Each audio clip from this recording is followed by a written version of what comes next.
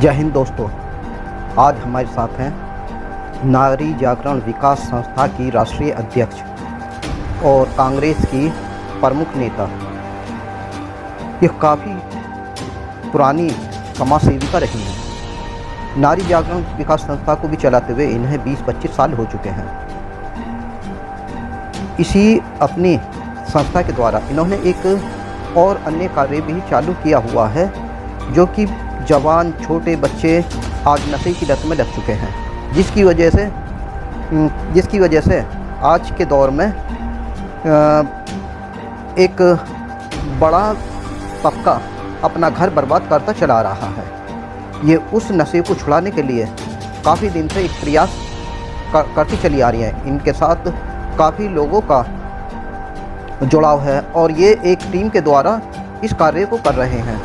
इनका मुख्य उद्देश्य है किसी भी तरीके से जवान बच्चों के अंदर से नशे की लत को छुड़ाया जाए।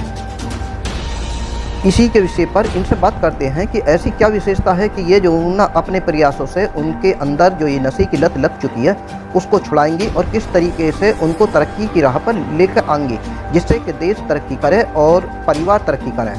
इसी के विषय पर इनसे आज चर्चा करते हैं कि क्या ऐसे कार्य करेंगे जिससे कि ये नशा उन लोगों के अंदर से छूट जाए। और समाज में यार दोस्त उनको बैठने नहीं देते अपने पास, और घर में झगड़ा, बीवी से झगड़ा, पिता से झगड़ा, माता से झगड़ा, तो ये सब हम उनको बताते हैं कि क्या फ़ायदा है इनको पीने से। बताओ, मुझे एक भी फ़ायदा बता दो कि इसको पीने से क्या फ़ायदा है। तो कुछ लोगों की समझ में आ जाता है। मैं ज़्यादा तो नहीं कहती, पर हाँ मतलब जितने भी मैंने प्रोग्राम किए हैं उसमें 2% लोगों ने ज़रूर सुनी। नहीं, इस तरीके से सभी जागरूक करते हैं। आप कौन सी ऐसी स्पेशल चीज़ है जिसकी वजह से आप जागरूक करती हैं और लोगों की समझ में आ जाता है? बस मेरी काउंसलिंग में स्पेशल किस तरीके से? मैंने अभी बताया ना आपको कि जिस तरह से कि मैं उनको बताती हूँ कि इसके पीने से नुकसान क्या क्या है, तो नुकसान के विषय में उनको बताती हूँ कि भाई आप जॉब करते हो या आप बिजनेस करते हो या आप उसका कितना % आप नशे में खर्च कर देते हो।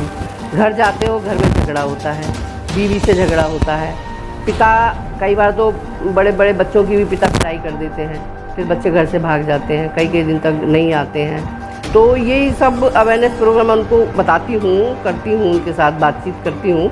करीब एक बच्चे के साथ मैं आधा घंटा लगाती हूँ।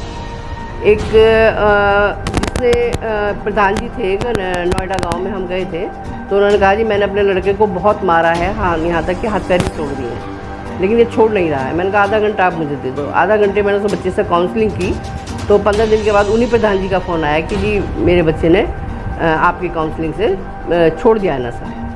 अच्छा, ये एक शराब का नशा नहीं है। नशा जो सबसे गंदा नशा है, सूखा नशा, जो आपको पता है, आपको भी पता है कि गांजा, स्मैक और आपका ड्रग्स वगैरह इंजेक्शन्स लेते हैं बच्चे, और गोलियां भी इसकी पता नहीं कहाँ से लाते हैं बच्चे। मैंने कई बच्चों से पूछती हूँ कहाँ से लाते हो ये गोलियां नशे की, जो नशा करके। तो मतलब ये नशा ज़्यादा नुकसान दे रहा है हमारे देश के लिए। वो जो घातक नशा है वो यही है, जिससे नौजवान बच्चे सबसे ज़्यादा इससे प्रभावित हो रहे हैं। तो क्या मैं तो अभी हमारी संस्था माननीय मुख्यमंत्री जी को एक ज्ञापन देने जा रही हैं कि आप नौजवानों के लिए जो कर रहे हैं, ये नौजवान आपके लिए किस तरह से काम आ सकते हैं जब ये नशे में इतने लीन रहते हैं। और तो ये देश की बागडोर कैसे कौन संभालेगा, कौन देश को बचाएगा? जो आज का नौजवान नशे में इतना लीन हो गया है कि उसे ना घर की परवाह है, ना समाज की परवाह है, ना परिवार की परवाह है और ना देश की परवाह है। तो माननीय मुख्यमंत्री जी से मैं यही कहना चाहूँगी कि इस पर जो है रोक लगाएं, और हम प्रशासन और शासन से मिलकर काम करना चाहते हैं, और क्या नाम है, वो हमारी मदद करें, हम उनकी मदद करें। जो ये अभी मैं देख रही हूँ जगह जगह पर पड़े रहते हैं नौजवान, दारू पी के, शराब पी के या दूसरा जो भी नशा करते हैं, और उनकी हालत मतलब देखने लायक नहीं होती है कि उनको देखा भी जा सके कि किस तरह से पड़े हुए हैं। अच्छा, इसमें ज़्यादातर देखा था घर वालों की गलती होती है। बचपने में जब बच्चा बिगड़ता होता तो उस पर ध्यान नहीं देते, तो इसके ऊपर आप क्या कार्य कर रहे हैं? हाँ, उसके बाद हम पेरेंट्स की भी काउंसलिंग करते हैं कि जब बच्चा छोटा होता है तो कहीं से जैसे भी मतलब उनको लगता है कि भाई वो सिगरेट पीने लगा है या बीड़ी पीने लगा है या गुटखा तंबाकू खाने लगा है, तो उस समय उसको प्यार से कंट्रोल करें। तो ऐसा नहीं है कि बच्चे पर कंट्रोल नहीं, हाँ कई बार ऐसा होता है कि पता ही नहीं चलता है घर वालों को, फिर वो इतना मतलब आदी हो जाता है उसका कि फिर उसको छोड़ नहीं पाता है। कई बार तो बच्चे जो पेरेंट्स होते हैं समझदार, वो कंट्रोल कर लेते हैं। कई बार बच्चे इतने उदंड हो गए हैं कि वो पता ही नहीं लगने देते हम नशा कर रहे हैं। अच्छा, आपके साथ में कितने लोग काम कर रहे हैं, कितने लोग आपकी टीम? मेरी टीम में तो कम से कम 200-250 लोग हैं जो हर क्षेत्र में काम कर रहे हैं। तो आपको इसमें सरकारी मदद भी मिलती है? नहीं, इसकी में हमें सरकारी मदद कुछ नहीं मिलती है। हम केवल अपने ही खर्चे से और अपने ही साधनों से हर जगह अवेयरनेस प्रोग्राम करते हैं। तो सामाजिक कोई मदद? नहीं, ना ही कोई सामाजिक मदद इसमें हम लेते हैं, ना ही हमें कोई सामाजिक मदद मिलती है इससे। तो सब ये काम आपकी टीम मिलकर ही करती है? हाँ, हमारी टीम ही मिलकर काम करती है सब।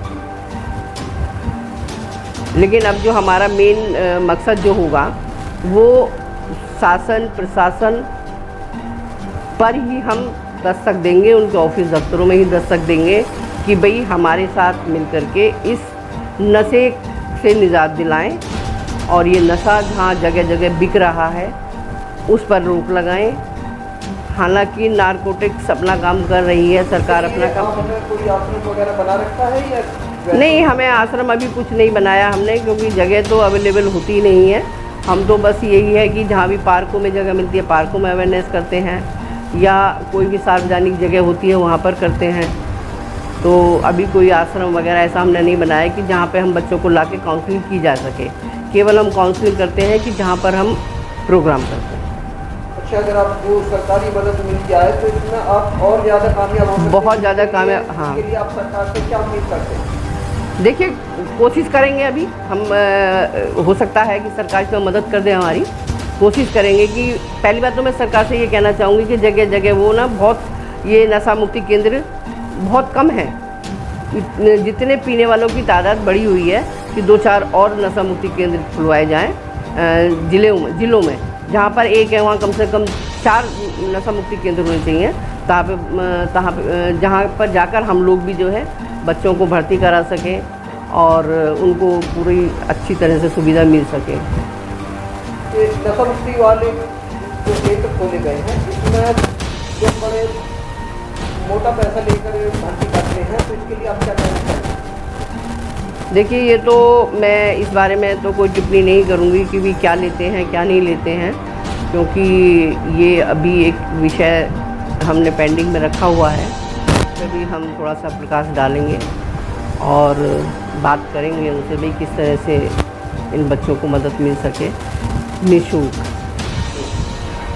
तो इसके ऊपर भी आप कोई काम कर रहे हैं? बिल्कुल, अभी मैंने बताया ना कि अब मेरी जो दस्तक रहेगी, हमारी जो संस्था की दस्तक रहेगी, केवल ऐसी ही जगहों पर रहेगी जो सरकारी शासन प्रशासन या आपका यहाँ के जो विधायक हैं, एमपी हैं, सभासद हैं, और इन लोगों के पास ही मेरी दस्तक रहेगी कि इस चीज़ से बचने के लिए आप हमारी क्या मदद करेंगे।